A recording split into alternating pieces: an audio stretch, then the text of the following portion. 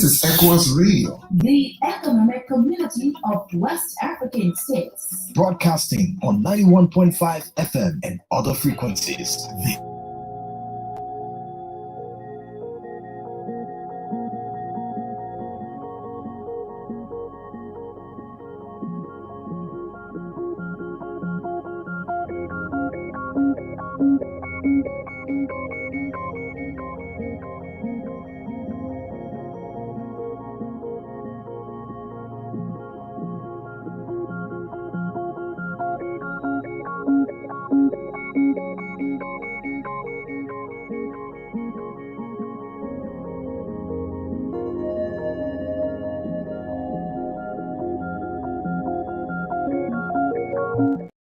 Morning and welcome to another edition of the program Integrity Watch.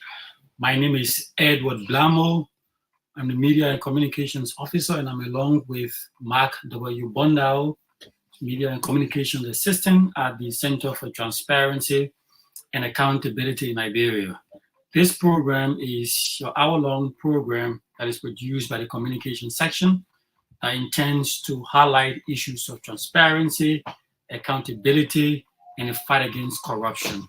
It runs every Thursday from 11 to 12 noon and is relayed on Prime FM 105.5. This serves as a primary radio-based communication and information dissemination platform of CENTAL, and is also a key advocacy tool that provides essential information about the state of the fight against corruption in Liberia. We will take a short break and return. We'll talk more about activities as CENTAL and get into our discussion.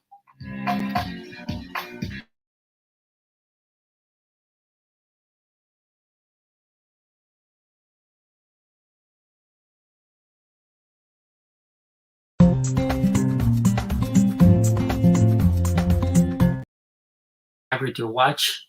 As I said earlier, this is an advocacy tool that provides essential information about the state of the fight against corruption and national integrity building efforts, as well as provides essential information about the state of corruption in Liberia and promotes the culture of accountability, transparency, integrity, and evidence-based decision-making across all sectors and institutions in Liberia. As you may be aware, CENTAL is implementing a 3.5-year program. They supported by the government and people of Sweden through the Swedish International Development Cooperation Agency. And the program is called the National Integrity Building and Anti-Corruption Program. That program seeks to ensure that Liberia is free of corruption. So there are lots of activities that are carried out on that program, and one of which is the Advocacy and Legal Advice Center. That is a center that is independent of most of the things that are done at CENTAL. So ELAC is an independent platform that enables citizens to freely report and seek redress to corruption and other integrity-related issues within their communities, their counties, and the country at large. At ELAC, there's a team of lawyers that are, that is there seated, willing, ready every time to receive complaints of corruption and other issues. So if you have issues, if you have, be it labor issues or other issues that you need legal advice, ELAC is there to provide that advice. The lawyers are there to give you free legal advice. To call ELAC is free, and the advice that ELAC will give you is free as well. If you have complaints of corruption you would like to report, ELAC is there to receive your complaints and forward those complaints to the relevant authorities. So, and there are lots of ways you can reach out to ELAC. As we've been saying, you can reach out to ELAC through email by going through your email browser and sending a message to elac@cental.org.lr. It's elac@cental.org.lr, which is ALAC@cental, CENTAL So that's one way you reach out to ELAC. Another way is to visit ELAC Facebook page, is CENTAL ELAC, and you can make use of the messenger component of the Facebook page and leave a message. Or you can use the famous way that a lot of people use, which is by calling the hotline 4432. It's free for both Lone Star and Orange subscribers. So maybe you're sitting in a corner and you see something that's happening that's not correct, or you work in a space and people are doing things, you're soliciting bribes, or they're into conflict of interest, they are into extortion, they are into sextortion, or any form of corruption. You have a platform to report those issues, and the platform is by calling 4432. It's free for both Lone Star and Orange subscribers. Or you could send a WhatsApp message to 0555-722-113. It's 0555-722-113, and you could also send a text to that number.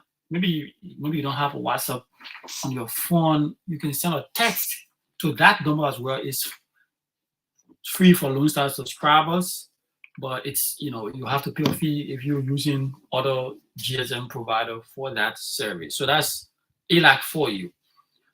Another program we're running on the National Integrity Building and Anti-Corruption Program is the Integrity Clubs.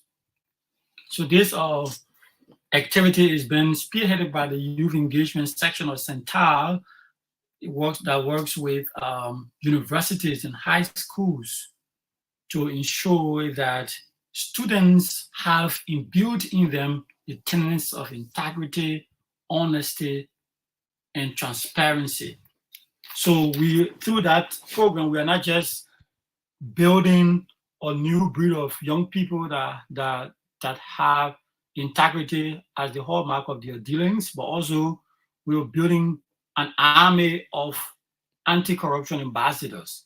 So they are not just reaching out to their peers in their various universities, but they are also reaching out in your communities with messages of integrity and transparency and accountability.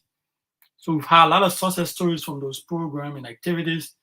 One of which is a story that was told by one of the art clubbers, who told us that once upon a time she used to inflict the cost of her school fees, but through the training she received from the Integrity Club, she's changed, and she's now accountable to her parents. She's transparent. She has integrity. In fact, she's now the treasure of her community, because she's been reaching out to community members on issues of integrity and transparency and accountability. So that's what has been achieved through the Integrity Club Outreach Program, that is an activity of the National Integrity Building and Anti-Corruption Program. Also, we have the Open Expenditure Forum. This forum ensures that there is accountability and there is transparency around the utilization of the county's social development funds. So, there is, through this forum, there's check and balances done. The team of CENTAL will go in the counties and check on those projects that were implemented by the county's social development funds, and check to see as to whether there's value for money, and actually these projects were implemented. And reports from those engagements are forwarded to CENTAL for actions, and relevant stakeholders are engaged, and there is a forum that is organized regularly to bring people together, townspeople, community people, stakeholders, and legislators, to dialogue and find ways to improve the expenditures around those funds, and also to ensure that expenditures around those funds are transparent and that people, their voices are heard. For example, what do the young people want to see in their community? What do the women want? What are their needs? Are their voices being heard? Are some of the projects, implemented based upon the recommendations or suggestions of stakeholders in the communities? Are they not, are there checks and balances? all the questions are asked and they are answered through the National Integrity Forum that is organized by the Open Expenditure Forum of CENTAL. Also, we have a State of Corruption report that is released annually, and this year we were in the process of putting together, the report, and there is a team that's been set up to go out and conduct the survey to collect people's perception about corruption and assess government's fight against corruption and everything. And there is a team that is on ground in the office that will analyze those data and ensure that the state of corruption report is released, hopefully by the end of this year. And also we have the National Integrity Forum, and that forum conglomerates government anti-graft institutions to ensure that there is transparency around public service. And there are lots of success stories around that. If you go now at the Ministry of Internal Affairs, there is a billboard that has the fees for services. And if you go at the Ministry of Transport, the same is there. There is a billboard of fees for services. At the Liberia Business Registry, there is a billboard of fees for services. All of those things are done through the National Integrity Forum. And on that forum, CENTAL provides technical support to government integrity institutions to ensure that there is transparency in public service. So CENTAL is now working in isolation. CENTAL works with government institutions to ensure that there's transparency in government service delivery. And that's what is achieved through the National Integrity Forum. And so that's it for some of the activities we are carrying out at CENTAL and some of our programs. And we will take a short break. When we return, we will talk to our guests. Today we have Dax Elliot. Dax is the chairman-elect of the Center for the Exchange of Intellectual Opinion, and we will talk more about the work they're doing on the Joint Civil Society and Anti-Corruption Program, which is an activity on the NIMBA program. Take a break and be right back and talk to Dax.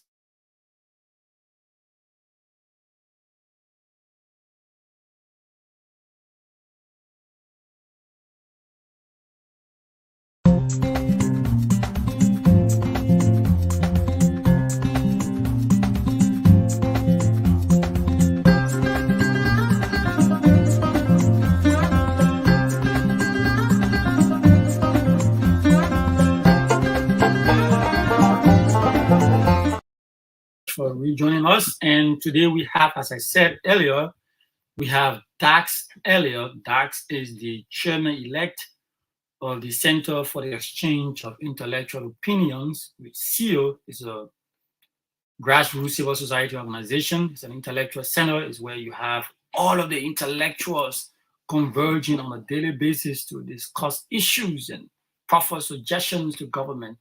CEO over the years has attracted lots of public figures and stakeholders discussing critical national issues. And so today we are pleased to have the chairman of CEO, chairman-elect of CEO, Dax Elliot. But before we go into the discussion, I'd like to inform you that CEO is a member of the Joint Civil Society and Anti-Corruption Program.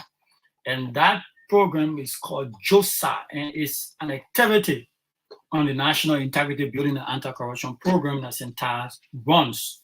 So on that initiative, CENTAL is working with grassroots civil society organizations like CEO, and there are lots of them. There are 10 more of them, or even more, I mean 10 of them or more. And CEO is one of them. And CENTAL works with them, provide support, provide capacity, provide other kinds of impetus to ensure that they are equipped, they are ready, and they are prepared to join the wagon of anti-corruption advocacy. And so over the years, they've been reaching out in communities, empowered by CENTAL, As you see, Dak is wearing ALAC t-shirt, which was, put of CENTAL, and it's one way CENTAL believes that, folks on the JOCSAI initiatives, are unified and that they are armed properly to go out and reach out to people with messages of corruption. So Dax was here. You're going to tell more about First CEO and the work you're doing with JOCSAI and some of the success story, some of the achievements they've made already, some of the challenges and what you have as plans going forward. So Dax, welcome. Thank you so much, Mamo. It's a pleasure as always. I want to say a good morning, heartfelt good morning to the many different people in Radio Land who following the show. It's a very important show, and I think it is important every Liberian is glued to this show, because this show is an effort to, help eliminate, if not to significantly reduce corruption from society. Globally, so corruption has become a menace. It is a concern not just for Liberians, it's a concern for our development partners around the world who are of the belief that corruption narrows the benefits that goes to citizens across the country, whether it's in education or health. And it's very, very important that we keep talking, creating awareness around issue of corruption, so that we are of the belief that as more people are informed about corruption, so is it with the improvement and gains we make against the fight against corruption. Thank you very much. And a lot of people may have heard about CEO, but a lot of, including myself, but a lot of us may not know much about CEO. We don't know the background and history, where the CEO come from, how did it emerge. Can you tell us the history about CEO? Sure. And so in 2009, on May 6, a group of visionary, far-sighted intellectuals conglomerated on Kerry Street and were seeking opportunity to have their voices heard. And because there were not much space on Kerry Street at the time for them, we only at the time had CENTAL, and it was this business of allowing only the veterans speak. Ordinary people were coming to be listeners, even if they have burning issue on their mind, concerns that they could make input to the national discourse. There was no space.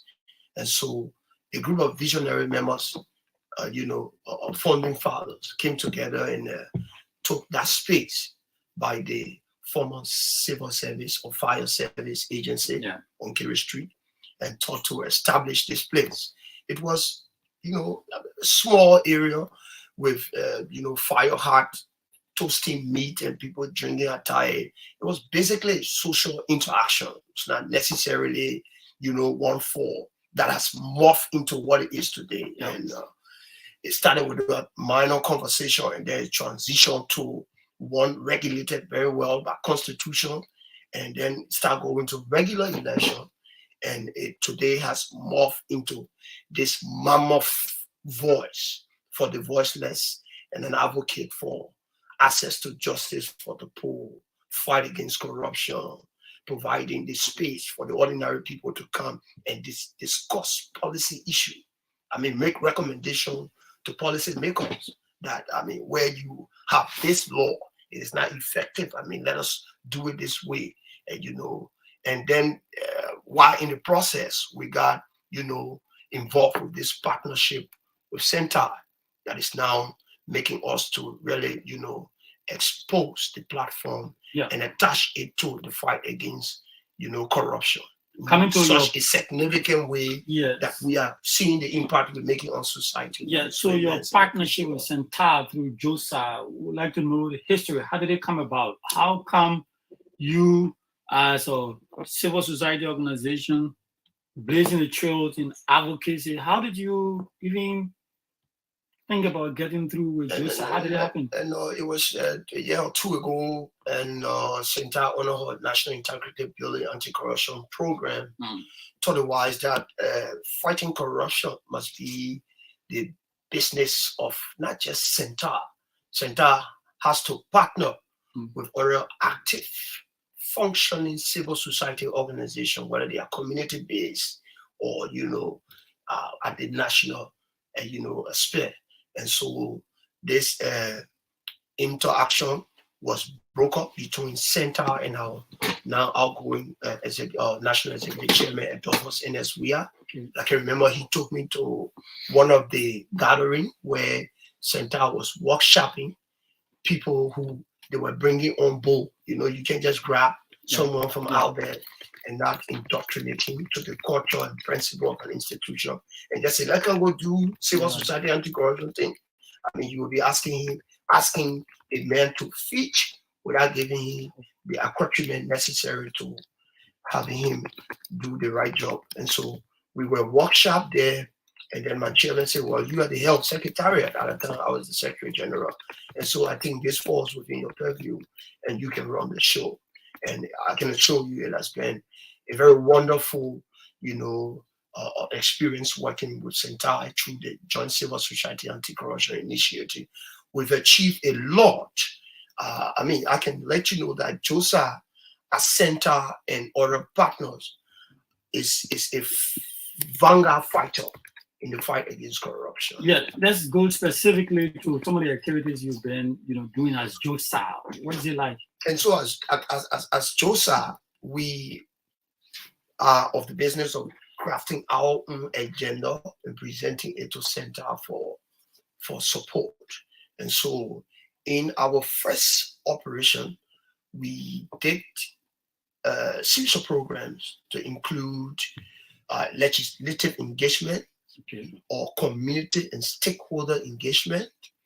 Under our legislative engagement, we sought the legislature enactment of laws, policy that will enhance the fight against corruption. Last time I was telling you about the Whistleblower Act, the establishment of an extra court to fast track the prosecution of corruption. As you are aware, we have too many important cases at the Supreme Court, and it is very likely a crucial corruption case could go there, and because it is just coming, it could be shelved, regardless of its importance. And so we were advocating for the establishment of an extra court, maybe a court of the nomenclature, criminal court F or whatever the lawmaker deemed necessary. Also advocated for prosecutorial power to the LCC. We were doing that because we felt that the Justice Ministry was becoming too influenced by political actors, and how we kept the matter just with the Justice Ministry, many cases of importance, whose result can deter the, who be, participating in acts of corruption. We said it was not necessary. Let us create this court, and we advocated for the establishment of that court, and too many other things like the protection of witnesses, witness protection, because when a man whistle blows, he becomes he become of state interest.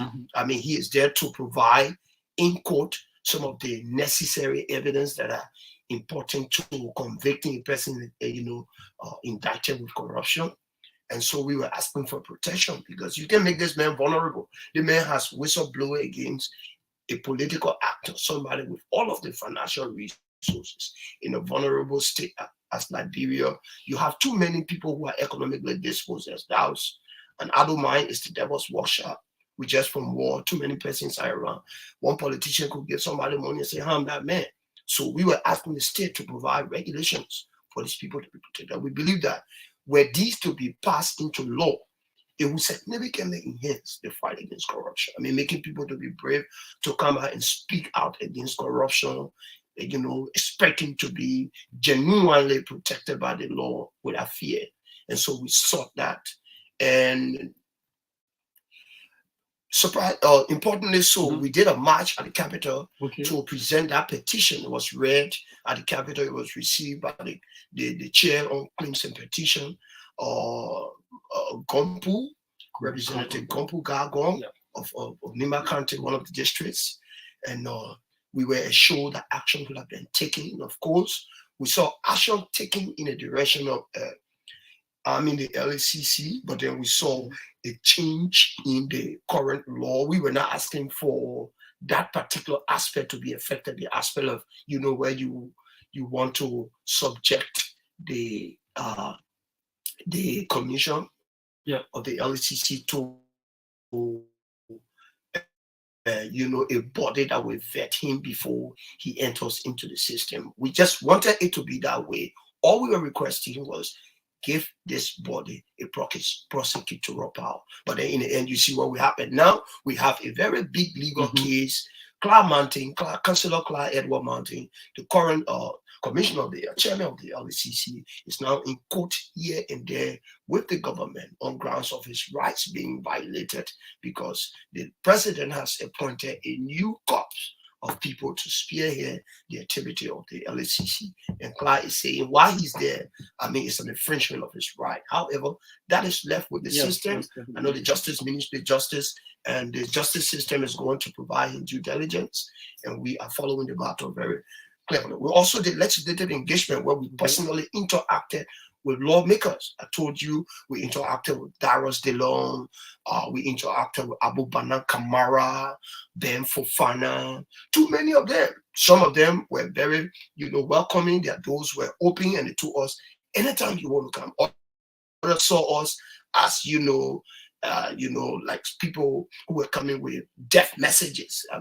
When you always hear that place is the hub of practices of corruption. I don't need to be too specific in emphasizing that, but when laws are coming from there and the manner and form in which they are being passed are being questioned by the public. So one listening to you might think that, okay, most of your advocacy or your engagement has been with the at the top level with these key stakeholders. Do you have activities at the grassroots level, reaching out to communities, sure. sensitizing people, educating them about corruption and certainly actions to take? Certainly. I told you about, we did stakeholder engagement, legislative, community-based engagement. We also did. We did stakeholder engagement where we interacted with our religious leaders. We interacted with principals of schools. We interacted with marketeers. We went down, all the way down. We had outreaches in the Waterside market, the Manjua market. We had outreaches in the Douala market. What are the messages you carry? What we're telling them is corruption is everywhere. Okay. It is that thing that denies you of your just entitlement under the laws of Liberia. We say the resources should be equitably distributed. When corruption is so rampant, what it does is that it denies you your right, your access to justice. It creates a tight economic situation because investors will be buying their way to having space in our economy. And when they do buy their way in having space in the economy, you just know that when they bring in the goods to sell, they are going to inflate the prices of the goods because they got to get what they pay for. And access to justice, if the court is corrupt, if the judge is taking money from the higher ups in order to pass favorable judgment in their cases, you can know that you, the poor man, will not have justice. So it must not only be looking at the political aspect of it, because the people who make it up to the political offices are the ones who come from the family. And so as a parent, you will have to discourage your child from stealing, from telling lies. That's the message we sent. Some of them, we told them, if your husband, the women, your husband give you money to go to the market, if your husband give you $1,000, don't cut on the $1,000. Try to do exactly what your husband instructs, because doing so, especially for your own interest, will be corruption. Corruption in its big word is when you use entrusted authority, or you just use people's confidence to enrich yourself, to benefit yourself. That's it. In other words, you will say public authority to enrich yourself. And so when your husband have confidence in you and give you $1,000 and say, buy this, don't. And women are selling the rest. Don't beat the salmon cup in. And you start giving people half cup of red for whole cup, only because you want mass profit. That is corruption. Okay. So we try discouraging it from the grassroots level, that's grassrootism, and then we drag it up to stakeholder level where we talk about religious leaders who control churches and mosques. Then we come up now to the legislative and political engagement, where we talk to people in the legislature, in the executive, across. Yeah, we've been doing a lot of that. So at the legislature, there are lots of concerns that have been lingering over the years. Sure. For example, the legislature has not been audited, and there are lots of people calling for audits and what have you. What's your advocate? Are you thinking about that? Are you engaging people, legislators or key stakeholders, for example, the speaker? Are you talking about that? Certainly. Is that a concern to you? Certainly. During our legislative engagement, I would surprise you to know that we initially went there with the fear that certain matter was not be broken in as much as we want to have the attention of these guys. Okay. But some of them were very frank. One of those matters. Such as, you can go tell the man when you audit the place here, because we got to be gradually dealing with the matter. You can't just pull it before them roll like that. Sometimes, you can say in other form. Does it anger them? Of course. I mean, we have people, I told you, people were welcoming others when we went there to see them, that those were locked. Even though they were in COS, or other people attached to the office were telling us, the boss is not here. Okay, can you sign our integrity pledge? No, I won't sign nothing. I won't sign no integrity pledge where you hold me by here tomorrow. Your other people, you're going to write on people an issue statement. No, but if you're not in the wrong, we can write on you an issue statement, woman. You know what we're here for? We're here to program partnership, where we can encourage you to respect the law as a lawmaker, because you are the first point of respect for the law. You make the law, you got to respect. We just want to create a friendly conversation where tomorrow, if I hear all these lawmakers involved, I can run to your office and ascertain the facts before running in the public to dwell on rumor, create a press statement, and start issuing that, and next thing you start calling me. So this is why we are building the partnership. Others heeded, others did not. And those who heeded were the ones who told us that. In fact, we are ashamed that we'll be asking the GAC will be submitting to us audit report of agency and ministry, when ourselves, almost since we were created, we have not been audited. We need this place to be audited. Yeke called about one of the president. I don't know whether he was being, jovial, or he was looking at the fact that it is an extremely difficult, if not impossible, thing to audit them. But he was like, we need to be audited. This is the direction you people need to go. And when you look at it, it makes sense, because you talk something about budget performance in our public financial management law. It says where we send public money, the government is under obligation to audit. So if we are auditing ministry and agency that we give money to, they call it better performance. They go to the legislature and say, yeah, last year you gave me $2,000. This is how I expended the $2,000. And legislature look into it and scrutinize it, just oppose the reality with their statement, where they found fault, they condemn. Then why you think that body that is also allotted finance to the budget cannot be audited? That's public money. So we're supposed to look in that direction. It's the crucial place. That is one of the reasons I follow the RED report. What's in the RL CENTAL? One of the reports where it says in the 2021 budget, after the execution of that budget, budget performance, only about 3 ministries went there to comply with budget performance report. The rest of them did not. Yet we passed the 2023 budget in the absence of a cardinal requirement of the PFM. Are you including that in your advocacy, in your engagement? Certainly we are. We are doing that. Joint Civil Society Anti-Corruption Initiative is going to be very forceful. The only reason why we kind of reduce our advocacy in that direction is because we are confronted with very serious election matter, right? And so we're doing re-messaging. This is very key to the stability of our state. And so in our re-messaging, we kind of running down on that kind of finance, corruption in office. We're now looking at election fraud. What constitutes election fraud, and how it, contribute to public official emanating from election not being, accountable, or not subjecting themselves to accountability and transparency because they feel they bought their way through the system and they don't owe it to anybody. In your constituency, you pay money for a vote. And so when you become elected, the very people who you pay money to, you think you'll be accountable to them. You don't see it that way. They themselves say, wishing you can't ask you, say, man, you got to account for the 30,000 you receive. because just yesterday you enter into a pay for vote contract with them. So why you coming to me? Am I obligated to you? We want to deter that. We've transitioned. We've passed the level of voter registration. Of course, in a period, a few periods before we shut down our program, we had conversation around this. We went to different communities. We spoke with students, marketeers. We discouraged the issue of voter trucking, vote buying. Vote trucking and vote buying similar, because when you trucking somebody, it is to buy his vote. Yeah, so we talk about that. We told them the impact, and we also discourage violence, election violence. We told them your side. You don't have to take up shirt, roll up sleeves, and fight. It threatens the peace. We also try to discourage intimidation of voters. If somebody comes to the land to get his voter card, nobody should be there intimidating the man.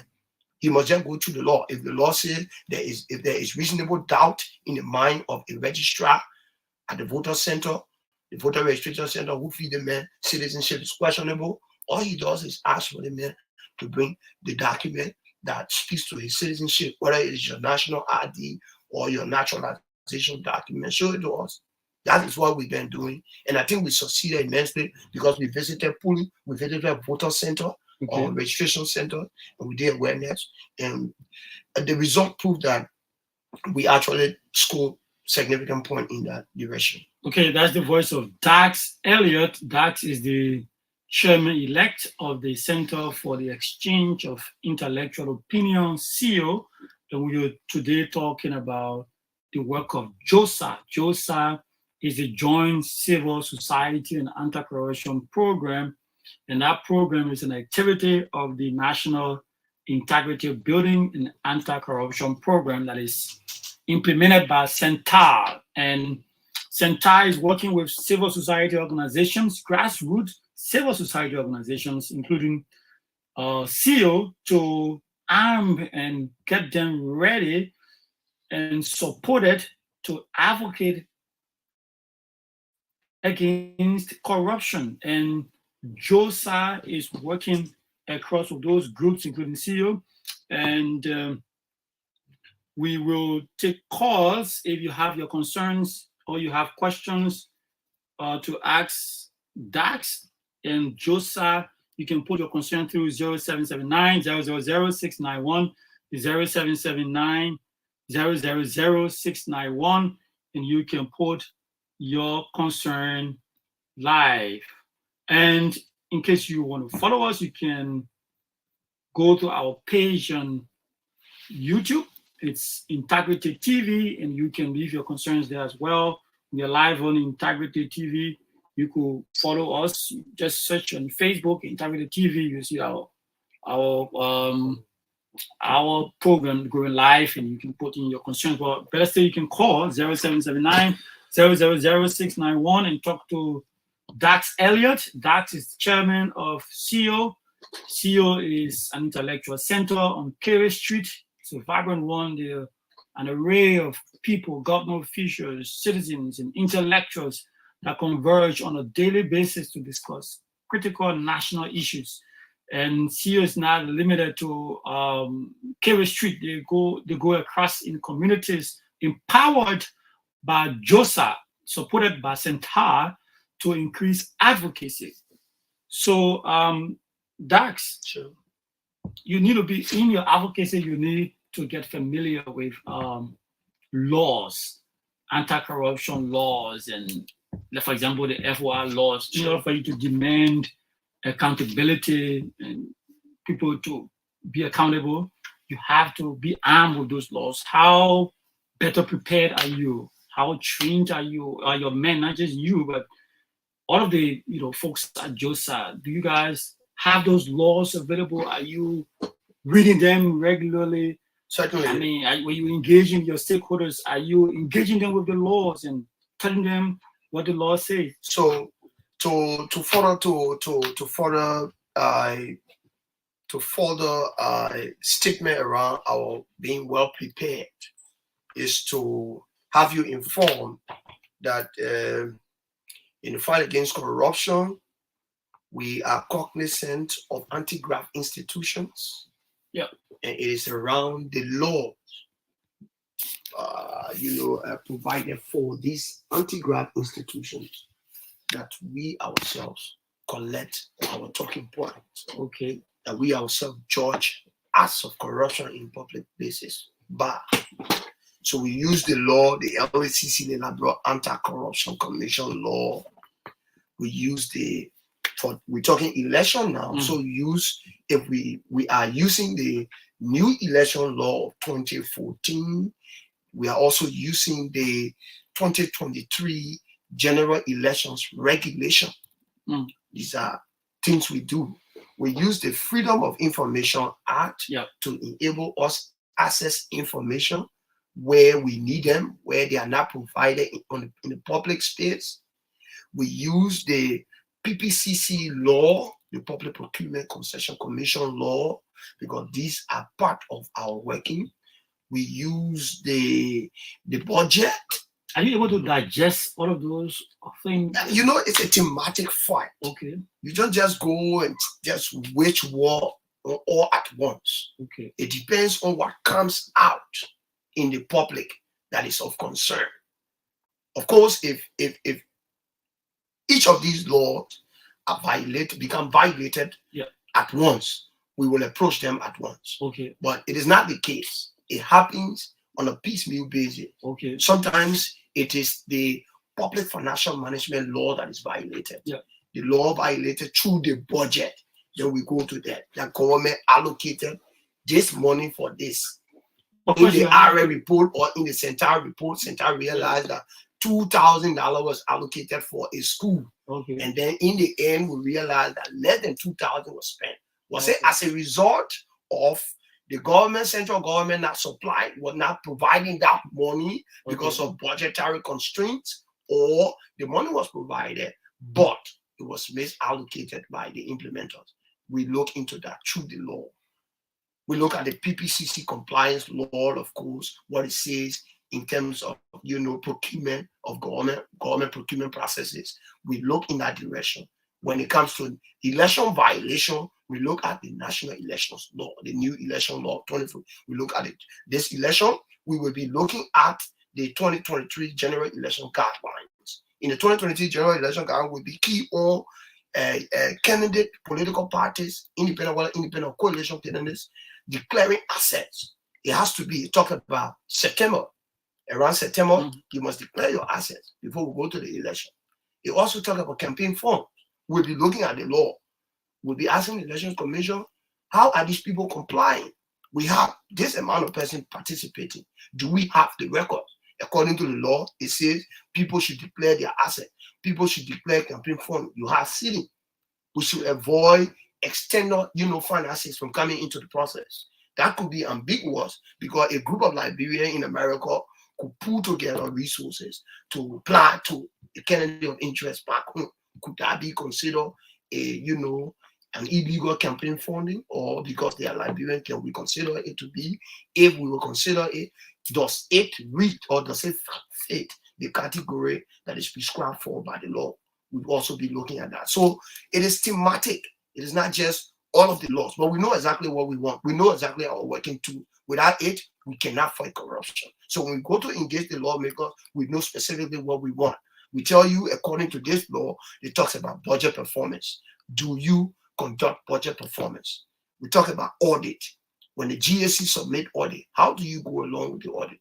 Do you, scrutinize the audit report subject who is subjectable to the law for prosecution? What do you do?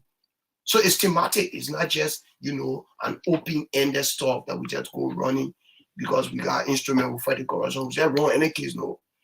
We do 0779 thematically. 000691 0779 000691 is the number you can call to put in your concern, or better still follow us on Facebook or Integrity TV, and you can put in your concerns. Dax is here willing and ready to answer your concerns. And we are edging closer towards election. We got a couple of months for the elections, and already there's been lots of candidates or will-be candidates who spending a lot of money, who going around. There's a ceiling on the election law in terms of what one candidate is supposed to spend. Are you taking stock of that? Are you including that in your plans in terms of advocacy? Because if somebody, there are some candidates that may even exceed before the actual campaign begins, Sure. that may exceed their ceiling, that may exceed the expenditure ceiling. What are you talking about? What are you doing about that? So what we're doing about this is that we are informing the public that Okay. we should as well keep note on expenditure by political party and independent candidates, because we have law on book that forbids people spending above a certain ceiling. Okay. That is to protect a level playing field. Yeah. Election must be competitive, and the competition election calls for is a democratic, equitable competition. It's not one where one person will be more sophisticated than the other. It should be as a result of why the level playing field is being provided for. A candidate or a political party cannot, use his available strength to equate himself to the opposite or to the opponent. That would be allowable. But where you are using exceptional, to the extent of violating the law, then it is infringing on the level playing field. So we are informing the public about this, that as CENTAL and JOCSAI are keeping their eyes on the expenditure ceiling laid down by the elections law, you are also under obligation to take track of people who will be spending, because in the end, we will be verifying through the district, through the county, and the national level how political parties and independent candidates expended during the election process. And this will be an easy process because we don't have to talk to the political party or the independent candidate. The National Elections Commission is a watchdog, a major watchdog in the process, because it grants permission to participate.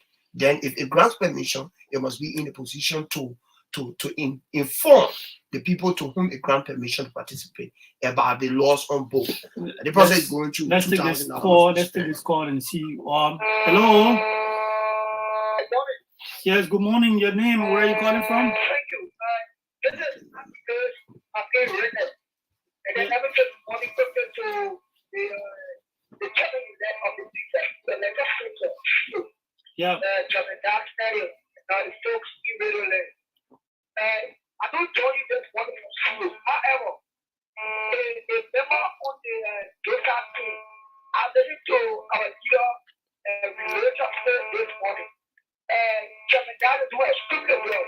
He communicated the double message of JOCSAI, Georgia Society Action is speaking. But mind you, the racist fear our brow when you leave people and gangling in the methodology. Hello. Yes. I think we lost him. And yeah. So as I was saying, Yeah. you cannot be benefiting from the aspect of the law that talks about flagging malpractices that are violating your right as a candidate or an independent person, but you don't want to comply with the one that say you must declare your asset. You don't want to comply with the one that say then you are cherry picking the law. It means you're not fair. So we got to ensure that you comply with any and all aspect of the law governing elections. Okay. Like 1 minute. There is this critical aspect of this whole elections and spending. Now, you guys need to take cognizance of, especially you involved into civil society advocacy. Sure. Is the perception of the people. You go into a community and you see a candidate splash cash across and spend a lot of money. People have the tendency of saying he's working. They believe that the man who spends more is a man who is a better candidate and who will do better and who is better, without checking properly the source of the funding and where did it come from. You enter a community and somebody's building a lot of things and people are like, yeah, he's working. So it's about how we think about these things. Who do we consider to be a good lawmaker? What are the criteria that we set?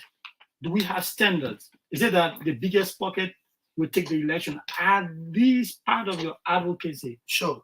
We noticed that in 2005, the Liberians voted their hearts. Yeah. But then elections subsequently, we observed that people were not voting according to principle. They were voting according to the belly, the concern of the belly.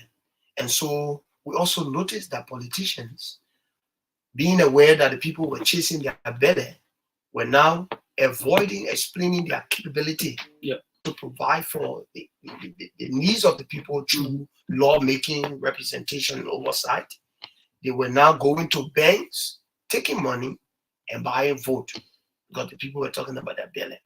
This process, when it achieves, it narrows like I said initially, the opportunity for lawmakers when they become elected to, fend for the people's interest, because they feel they buy their way out of the system, and so they are not accountable to the people. So when we get to the voters, we let them know that do not carry your belly, do not put yourself into a fee for vote situation.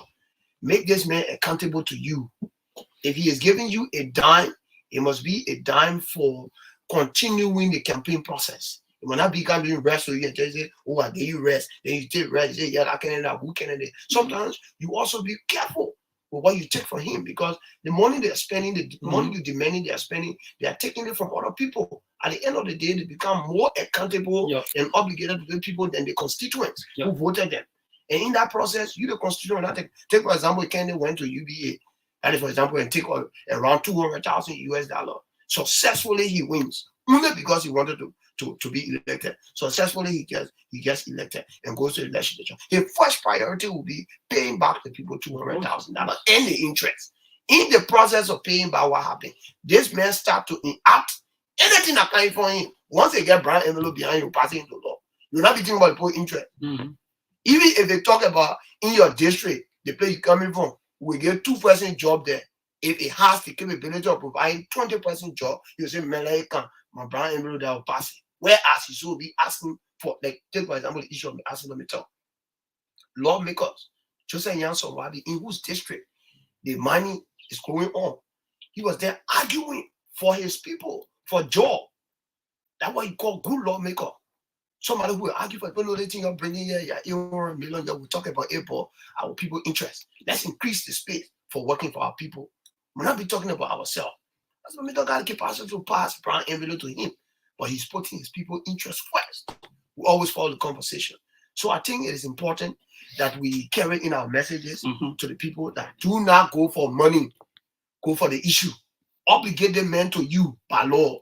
So that when he's elected, you can be brave to look in your face and say, no, I never voted. You never give me money, I voted you. I voted you because I wanted you to advocate for good schools in our community, access to hospital, provide better justice system. That is the reason I voted you. And that's the message we're taking. And I thank you for saying that, for asking that question. It's important that we highlight that in our continuous engagement with the public throughout this election, it will be part of our message, as it is always a part of it. So let's hear any parting comment from you. Yeah, so the parting comment tell our people to avoid less of violence. We passed the stage of voter registration.